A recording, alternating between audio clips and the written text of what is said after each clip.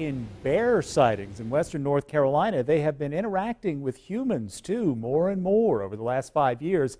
They think the issue stems from bears smelling people's food, trying to take it. They hope to roll out a new policy to help stop that problem. And 7 News reporter Kirsten Glavin has these details from Asheville.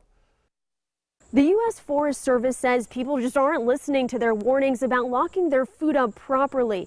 And because of that, bears are becoming far too bold. They say something needs to change or campsites may have to close. It's a good break to get into nature. It's a nice way to unplug. Robert Burnett loves camping. I've been doing it my whole life. And when it comes to the rules of the forest, he says he follows them all. Keep all my stuff in boxes. Food stashed away in his car so no animals can rummage through it. That's why the nature lover feels that tighter restrictions on how his food is stored would be pointless. I don't think it's necessary for you to have a bear-proof box to come camping. You just have to put your food up at night. But folks at the U.S. National Forest Service say people aren't listening to the rules and warnings about putting food away safely. They say bear-human interactions have been on the rise for the past 5 years. The education doesn't seem to be working. The bears are getting a taste for the food.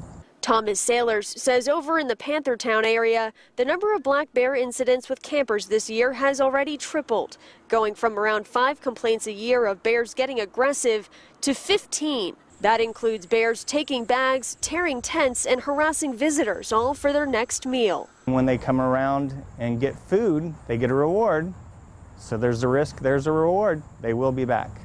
It's why the U.S. Forest Service is proposing a new policy requiring all campers in the Pisgah and Nantahala National Forests to have bear-resistant containers to block the smell of food.